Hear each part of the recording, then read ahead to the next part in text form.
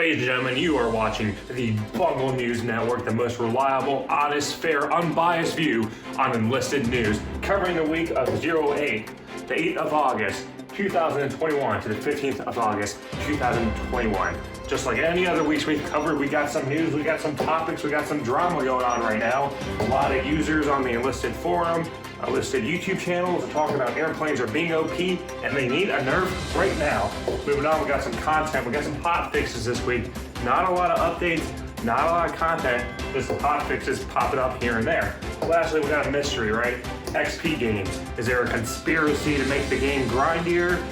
What is the secret formula on how to do well? We'll dive into it right now. Starting this off with the drama. We got a lot of users on the Enlisted forum posting a lot of discussions, talking about airplanes being OP. We have big content creators on Enlisted talking about airplanes being OP, that they need a nerf bat right now. Basically, what's going on with the Enlisted feedback from the community is that there is a general consensus that aircraft are indeed overpowered. It's very easy for a player, given the right circumstances, to do a bomb run, getting like 30 kills in one bomb run or something like that. It is possible. I've done it myself. Now the question raises the issue where are airplanes OP, right? Should they be nerfed? Should they be removed from the game? Stuff like that. And kind of a perspective on it is airplanes are there, in my opinion, to serve as a counter to other tanks, such as like the OP Sherman Jumbo. Your team's getting overrun, you kind of need to push an enemy back. A nice bombing run by a decent or fairly skilled pilot is going to help repulse the enemy attack. I've seen certain situations in Invasion where I'm playing as the Germans, and the Germans do have a lower win rate compared to the Allies in the Invasion Normandy campaign, where certain bomb runs can actually turn the tide of the battle if you're wiping out the enemy team. Now, this raises an issue where, should they be nerfed? Should they be removed from the game? In my opinion, when you have tanks like the Jumbo, where it's near impossible to take it out frontally, if you're playing a Panzer III N, M, or a Panzer IV even, having the Jumbo there is an option to kind of take that aircraft out as a counter to it. So based on that perspective, personally, I feel that aircraft are in there as a necessary evil to kind of counter overpowered vehicles such as the Jumbo, and also provide kind of a good counter to help your team out, especially if you're losing. But what's your opinion? Comment down below. Let's kind of discuss, should aircraft be reworked? Should they be removed from the game? We'll move on. Moving on this week with the content. The content was pretty much hot fixes. The only big updates that came out this week was fixing a bug with the engineer class, where there was some resupply ammunition, creating ammo boxes was causing some conflict with the game.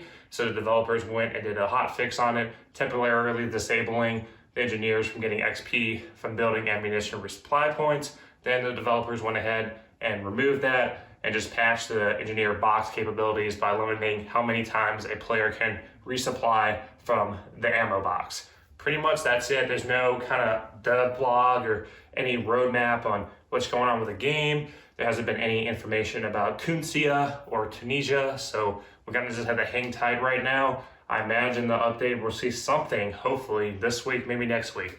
But right now, it really hasn't been any kind of information besides the Tunisia, Tunisia map leaks that were posted last week. And if you haven't seen that video, make sure you go watch on the official Bungle News channel, on the official Bungle News Network playlist. This week, we're going to be talking about, for the mystery topic of the XP games, a user on the Enlisted forum made a post talking about doing well in a video, doing well. The user did really well in a match, and the gains for the XP for progression to the campaign level was fairly low.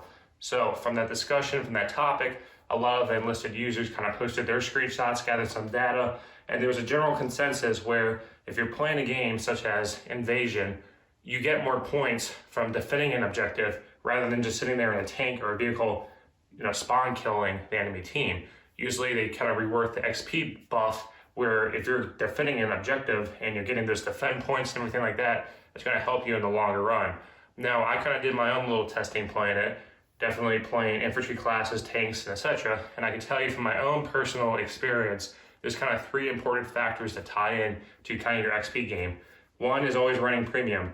If you're not running premium, of course, your XP games are going to be way lower than they would be if you're running premium. Premium just gives you a bonus to XP, and there's all these other bonuses you get as well. I've broken this down on another video on my channel. Make sure to watch that. Now, moving on with the second part is premium squads. Premium squads, in addition to premium time, is going to go and kind of expedite your grind, just because premium squads do get an XP bonus in addition to premium time. So if you're running around killing people with a premium squad, well, you're going to get XP for that, a big boost than you would in a regular tech tree squad, and you're also going to get that premium time as well. Now, lastly, kind of the big issue here is how you're playing the game. Now, like I said, if you're sitting in a tank, you're spawn camping, you're really not going to do much. If you're sitting in an airplane and spawn killing on the airfield with your bombs and everything like that, if you're playing an airplane and you're bombing the spawn point and getting kills, that's really not going to do you much. It's really defending, right? If you're playing, infantry classes, tanks, or whatever, and you're defending, playing near the objective, you will get defend points. You can kind of see this in your kill feed and your response, and I posted kind of my results here. And what I found is that the more I have defend options, my XP game is definitely greater.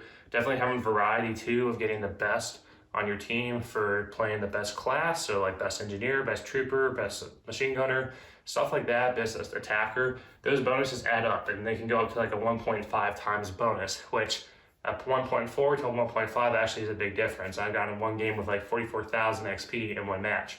Now, of course, I found if you broke the 10,000 point skill window, then your XP games are going to be higher, like 3,000 onward. But right now, like I said, what I'm seeing from my own testing is you need to go and play the objective, play near the objective.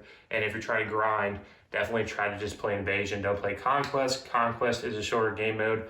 There's less objectives and it's kind of more spread out. So it's going to be harder to kind of kill people and stuff like that and get points and rewards. Whereas if you just play invasion, it's just constant combat. If you reached this point in the video, thanks for stopping by for the Bungle News Network weekly coverage of Enlisted, the World War II free-to-play first-person shooter. If you're a new viewer, possibly a new subscriber, well, I hope today is a day that I earned your subscription. If you're a returning viewer, thanks for stopping by. I really do appreciate you all coming by, supporting my channel, giving me that like, commenting down below, so it does help me with the YouTube algorithm and increases my percentage of YouTube recommending my videos.